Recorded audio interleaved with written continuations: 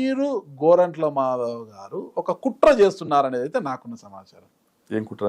వచ్చే ఎన్నికల నాటికి అంటే కేతిరెడ్డి వెంకటరామరెడ్డి గారు పార్టీని బ్యాడ్ చేస్తున్నారు, వీళ్ళందరినీ ఇలాంటి వ్యాఖ్యలు చేసి ఆ సినిమా టికెట్ల విషయం అంటూ విజయమ్మ గారు వాళ్ళు చాలా రకాలుగా వ్యాఖ్యలు చేసి పార్టీని భ్రష్టు పట్టిస్తున్నారు, జగన్మోహన్ రెడ్డి గారు చేస్తున్నారు, ఇతన్ని తప్పించాలనే ఒక కుట్ర. అందులో భాగంగానే మీరు వెళ్ళకపోయినా గోరంట్ల మాధవ్ గారు నేరుగా వెళ్ళి సజ్జల రామకృష్ణారెడ్డి గారికి కేతిరెడ్డి వెంకటరామరెడ్డి గారి మీద పితూరులు చెప్పాడు, ఆయన మీద లేనిపోని నూరి పోశారనేది కూడా ప్రచారం జరుగుతుంది జిల్లాలో. దీనికి వెనకుండి మీరు ఆడిస్తున్నారనేది కూడా ప్రచారం. తెలియదు, నేను మాధవ్తో ఈ మధ్య చాలా రోజులే మాట్లాడి నాకు తెలియదు ఇవన్నీ మీరు చెప్తాను ఊహాజనితమైనటువంటి.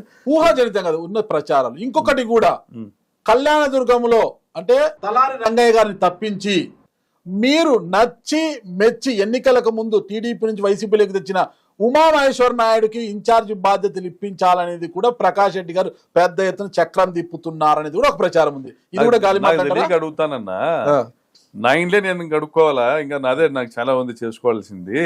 నాకు ఏమవసరం ధర్మవరంలోనో కళ్యాణదుర్గంలోనో పెనుగొండలోనో జోక్యం చేసుకోవాల్సిన అవసరం ఏముంది? దెబ్బతిన్నాము, ప్రజలు మోసపోయినారు, వాళ్ళు మోసపోతూ చంద్రబాబును గెలిపించే క్రమంలో మమ్మల్ని ఓడించినారు.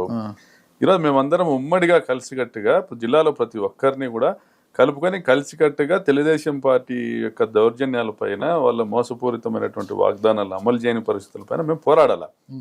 నీ ఎనీ టైం ఎక్కడికి కేతిరెడ్డి రమ్మనే పోతా, ఎక్కడికి రంగయ్య రమ్మనే పోతా. నాకు ఏమి ఎక్కడ కూడా బేషజాలు ఏం లేవు. మేమంతా యునైటెడ్ గా ఒక పార్టీ, వైఎస్ఆర్ కాంగ్రెస్ పార్టీ మళ్ళీ అధికారంలోకి తీసుకొని రావడంలో మేమందరం కూడా భుజం కలిపి పనిచేస్తాం. ఇటువంటి స్పెక్యులేషన్స్ దయచేసి నమ్మద్దండి. జగన్ గారిని మళ్ళా ముఖ్యమంత్రి చేసేంత వరకు కూడా మేము ఎటువంటి త్యాగాలకైనా సిద్ధమే. మేము అదే డైలాగ్ చెప్పాడు జగన్ గారు. ఒక్క విషయం అయితే వాస్తవం చెప్పారండి, ఏమి చెప్పినా చెప్పకపోయినా. ఏమి సైకిల్ బయటే ఉండాలి, ఫ్యాన్ ఇంట్లోనే ఉండాలి, గ్లాసు సింక్ లోనే ఉండాలి అనేది కరెక్ట్ చెప్పారండి. అవునండి, ఇప్పుడు అందుకే ఎన్నికల తర్వాత ఫ్యాన్ ఇంట్లోనే ఉంది, సైకిల్ రయ్యమంటూ బయట ఉంది, గ్లాసు మాత్రం సింక్ అందరితో సింక్ అయి తిరుగుతోందండి అని చెప్పాడు. మీరు ఎన్ని మాటలు చెప్పినా, ఈరోజు ప్రజలు అంటా ఉండేది ఒకటి, మేము జగన్ గారికే ఓటేసాం, మా ఓటు ఎక్కడ పోయింది అనే వాళ్ళు ఉన్నారు. మేము పొరపాటు చేసుకున్నాము, చంద్రబాబు హామీలు నమ్మి మోసపోయినాం అనే వాళ్ళు ఉన్నారు. ఈ రెండే ఉన్నారు తప్ప చంద్రబాబు నాయుడు బ్రహ్మాండంగా చేస్తున్నారు అనే వాళ్ళు లేరు. మీకు కేవలం 100 రోజుల్లోనే కేకే సర్వే కావచ్చు, టైమ్స్ ఆఫ్ ఇండియా సర్వే కావచ్చు, 12% చంద్రబాబు నాయుడు గ్రాఫ్ అంటే ఎన్డీఏ గ్రాఫ్ 12% పడిపోయిందనేసి తేల్చడం జరిగింది.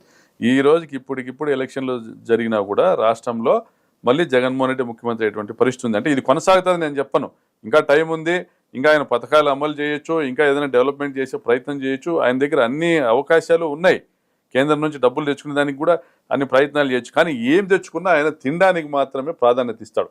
ఆయన తన సంపద సృష్టించుకోవడానికే గతంలోనూ ప్రాధాన్యత ఇచ్చాడు, ఇప్పుడు కూడా అదే చేస్తాడు తప్ప బీదోళ్లకు పేదలకు సంపద సృష్టించే కార్యక్రమాలు చెయ్యడు. కాబట్టి మేము అష్యూర్డ్, టోటలీ అష్యూర్డ్ ఏంటంటే ఈ 5 సంవత్సరాల్లో చంద్రబాబు నాయుడు ఎంత కూడబెట్టామా అనేది ప్రయత్నం చేస్తాడు తప్ప ఆయన పేదలకు ఎంత మేలు చేసినామా అని ఆలోచన చేయడు. ఎందుకంటే ఆయన నమ్మేది ఒకటే, ఇప్పుడు ఇన్ని లక్షల కోట్లు ఇచ్చిన జగన్ ఓటేయలేదు, వీళ్ళకి ఎన్ని లక్షల కోట్లు ఇస్తే నాకు ఓటు వేస్తారనేది నమ్ముతాడు, అదే అమలు చేస్తాడు. ఆయన ప్రజలకు పథకాలు ఇడు, ఆయన పథకాలు పన్ని తమ వాళ్ళ జేబులు నింపుకునే కార్యక్రమాలు చేస్తారు. చూద్దాం, మీరేమో ఇప్పుడు ఎలక్షన్ పెట్టినా మళ్ళీ జగన్మోహన్ రెడ్డి ముఖ్యమంత్రి అవుతారు ఎట్లా చెప్తారండి? మాకేం తొందర బాలినేని శ్రీనివాసరెడ్డి గారు పార్టీ విడిచిపెట్టిపోయారు, చివరి నిమిషంలో కిలార్ రోషే గారిని తెర మీద చూసి ఎమ్మెల్యే చేసి ఆయన పంగనామాలు పెట్టిపోయారు, సామినేని ఉదయ్ భాను గారు పంగనామాలు పెట్టేశారు, నందికొట్కూరు మాజీ ఎమ్మెల్యే తొగురు ఆర్థర్ గారు ఎలక్షన్స్ ముందే వెళ్ళిపోయారు. ఇలా చెప్పుకుంటూ పోతే ఎంత మంది మీ పార్టీని విన్నా. రాజశేఖర రెడ్డి గారు నాకు టికెట్ ఇవ్వడం వల్ల నేను ఒక లీడర్ని, ఎవరైనా అంతే, పార్టీ టికెట్ ఇస్తేనే వాళ్ళు లీడర్లు. నువ్వు ఇక్కడ లీడర్గా తయారైపోయిన వాళ్ళు, ఇక్కడ అంతా ఎంపీలు, రాజ్యసభలు చేసిన వాళ్ళు, ఎమ్మెల్యేలు చేసిన వాళ్ళు, వీళ్ళు ఈ పార్టీ మారి ఇంకో పార్టీకి పోతే ప్రజలేమో ఆదరించారు. నీకు ఏ పార్టీకి పోయినా గెలుస్తామనే పరిస్థితులు ఏమి ఉండవు. ఎవరైతే వైఎస్ఆర్ కాంగ్రెస్ పార్టీని వదిలిపెట్టిపోతా ఉన్నారో వాళ్ళు ప్రజల్ని వదిలిపెట్టిపోతా ఉన్నారు, అంటే పడే గోడ కిందకి పడతా ఉన్నారు. వాళ్ళ రాజకీయ జీవితాలు సమాప్తం కాబోతున్నాయి అనేది గుర్తుపెట్టుకోండి. రాబోయే ఎన్నికల్లో గుర్తుపెట్టుకోండి, వీళ్ళు ఎవరైతే జంపు జలానీలు ఉన్నారో వీళ్ళు చట్టసభలోకి వచ్చే పరిస్థితి కూడా ఉండదు. అంతేనంటారా? ఫైనల్గా స్ట్రైట్ ప్రశ్న, స్ట్రైట్గా ఆన్సర్ చేయండి. 2029లో రాప్తాడు నియోజకవర్గం నుంచి అభ్యర్థి ఎవరు? నేనే.